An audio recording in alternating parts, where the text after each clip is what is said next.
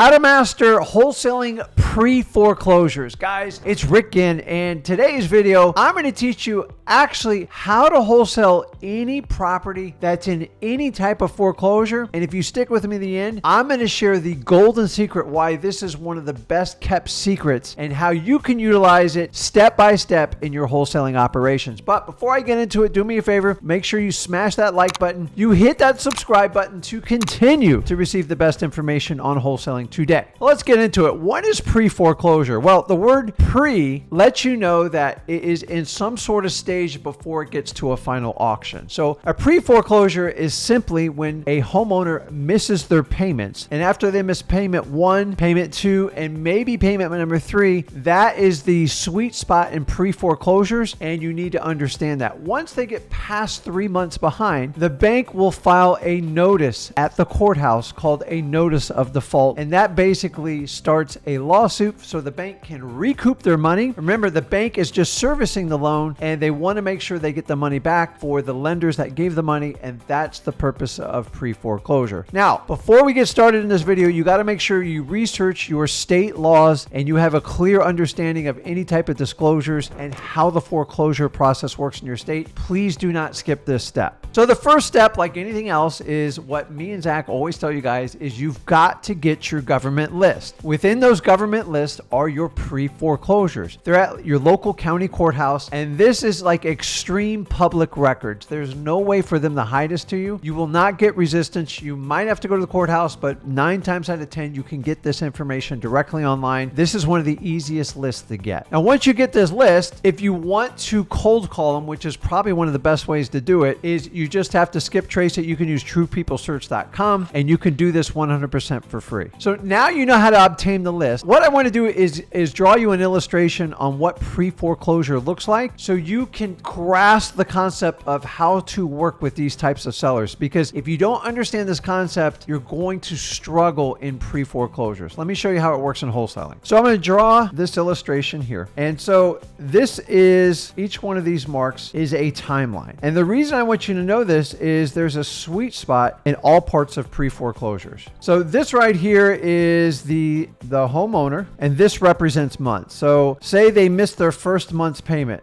Now, when they miss their first month's payment, they're going to get harassing letters in the mail, and they usually don't get phone calls at this point. The next one is 2 months. This is month 1, month 2, is now they're going to start getting a lot of phone calls. They're going to get very, very threatening emails, all sorts of stuff. The bank is going to try to scare the heck out of them. Month 3, if they get to this point, this is the point where the bank's going to go like all in. And now if the bank decides they're not going to take action to rectify and get their payments caught up, at this point, they are probably going to file the notice of default. And then this is just like a legal action. In my opinion, if a person in any type of pre-foreclosure does not want to fix their situation and grasp their concept by the notice of default, they're very hard to work with. So what I want to show you is, let's just use the highlighter here. This right here is your sweet spot in pre-foreclosure. And what do I mean by that? It means this is what we call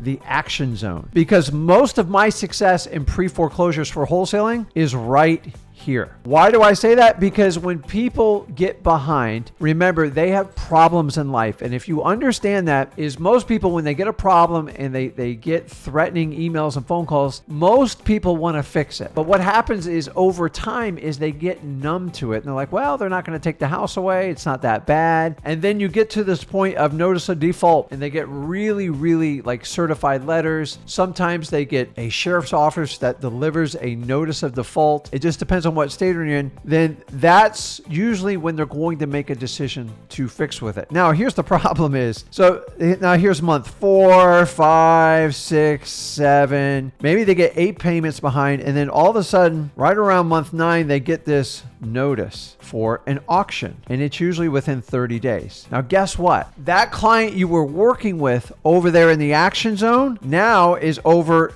on this side. And let me tell you what, this right here is the Hail Mary zone. And so that's just a terminology for football, is they want you to save them because they are completely out of options. Now, the really cool part is right in here, this is the denial zone. And what I want you to understand on this is you always want to be going after the action zone, because the problem is the longer they wait, the more issues happens with the foreclosures. The payments stack up, there's penalties, fees, there's additional interest, and then once they get to months like 6 and higher, they're going to add on court fees, they're going to add on attorney's fees, and the number just gets ginormous. And then at the end, they're like, hey, Rick, I know I talked to you like 6 months ago. Can you help me out? I'm ready to take action now. And then a lot of times there's zero equity left in the property, and the property is going to go to auction. I've had them call me within 24 hours before the auction. And guys, if you're new to wholesaling, you want to stay out of that zone because you don't have the skill sets for it. You have to have attorneys, you have to have people you can work with, and these people will typically waste your time. So focus in on the action zone. So now that we have their list, the next step is just simply to make contact with them. And the idea is you're going to cold call them, just reach out to them and just let them know that you're interested in buying the house. Let them tell you about their pre-foreclosure. You never tell them about it, and you simply want to engage a conversation. Now, I'm going to forewarn you, there's a lot of drama with pre-foreclosures. Remember, it's never about the real estate, it's about the human problem. These people have issues, people have lost jobs, there's sometimes death in the family, somebody had to move. There's always a story behind a pre-foreclosure. The key in engaging any type of seller in this situation is using your listening skills. And I'm telling you, you're going to have to be patient because that drama is their personal story. And if you'll take the time to listen to them, hear them out, you are basically a counselor at this point. And once they trust you and they know you want to help them out, then you can decide if you want to move on, which is going to be step 3. And step 3 is once you endure the story and you find out that you might be able to do something, is you want to start to qualify them. And your qualifying is simple. Go back to the chart I referred to you. Make sure you're in the action zone, especially if you're new to wholesaling, because you can't help them out in the last 2 days when it's going to auction. The reality is the sooner you catch them, the more options the seller's going to have. So keep this in mind. The less time they're in pre-foreclosure, the more options they're going to have. There's money to pay them possibly. The debt doesn't pile up too much, and you have time to rectify the situation. So once you get in there, you've got to understand that time is your enemy in pre-foreclosures. The more time means the more fees, the more money, and the less options your seller has. And at this point, you have to communicate them. I'm trying to find out if I'm catching them in the action zone, and are they the seller that wants to fix and remedy this problem? Now, they might be the type of person that buries their head in the sand, but you've got to understand that going into this, you cannot spend time on people that don't want to help themselves out in pre-foreclosures. Remember, you cannot force a deal. So now we're going to move on to step 4, which is writing a contract, which a lot of you guys get confused on pre-foreclosure. So let me tell you how to take the actionable steps to do it. The first thing you want to do is you want to find out what the underlying debt on the property is, specifically the mortgage. So you can either pull up the court case or honestly just ask them. Most of them have paperwork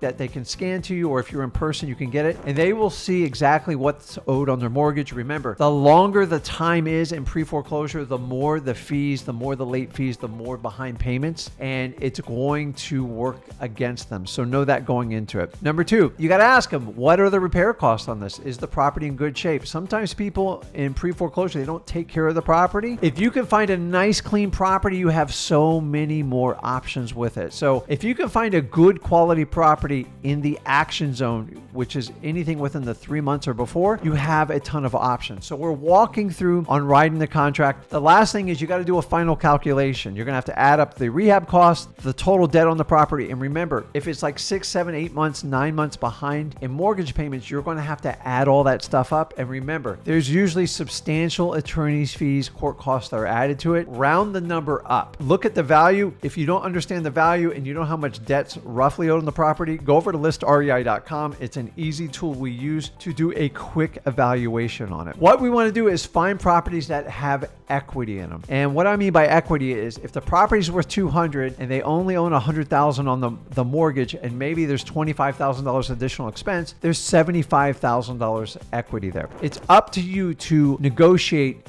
how much, if or any, the seller is going to get. Sometimes the fees are just too high, and honestly, you buying the property solves and closes their foreclosure, which saves their credit, which saves them a lot of embarrassment and a lot of time times that's what we do towards the end of these transactions. But if you catch them early, you can give them a ton of options. Remember, make sure you are making money, make sure you're solving your seller's problem, and make sure when you provide your wholesale deal to a cash buyer, which I'm going to go over in the end, that you're providing them equity as well. So now you've written a contract. Hopefully you've got it accepted. At this point, it's up to you. Now you have to track the foreclosure case online. Understand this, that you don't want any surprises at this point. So you want to verify where they are in the foreclosure process. You can look these cases up online, typically the seller's last name, and you'll see the court docket and it'll give you a list of events. Be very aware if they schedule a final judgment or the property is scheduled for auction. And guys, if it sounds intimidating researching the pre-foreclosure online, it's not. It's actually really, really simple. And you need to know, because once you have a contract, you need to know how much time it is. So our final step, which I'm going to share the secret in this, is you need to sell this contract to a cash buyer. So your number one obligation at this point is to protect your seller. They're vulnerable, they're scared, and 9 times out of 10, they're embarrassed. The last thing you want to do is bring a cash buyer there and bring up their drama and embarrass them. So make sure when you bring your cash buyers and you walk them to the property, you keep them completely separate from your sellers. This is critical, and this is where a lot of people mess it up bad. So the last thing you want to do to your seller is embarrass him, because if your seller doesn't want to follow through on the deal, you have to let it go. You have no recourse when these properties are in a foreclosure type of situation. You can't file affidavits, you can't do anything. Your hands are tied. So you have to keep your seller happy. That's rule number one. How do I sell a pre-foreclosure? It's really easy, guys. It's just like your regular contract, and here's the great secret, and here's the luxury of it. And this is the whole point of this video, is if you play this right and you catch the pre-foreclosure early in the action zone, meaning they want to fix it up front, there's more money, there's tons of equity in it, and the beauty of it is you have a ton of time. You have a few months to market this property and get it correctly. Time is a luxury when you're wholesaling a real estate contract. Most of the time we have under 30 days to get this done. Sometimes you have 2 to 3 months. Now, part of this formula for the time is how much time does your seller need to relocate? So if they need 3 months to relocate, they hit you in the action zone early, then take your time, find a cash buyer, and tell the cash buyer it's going to close on or before this date, and we'll let you know what date you can close on it. Always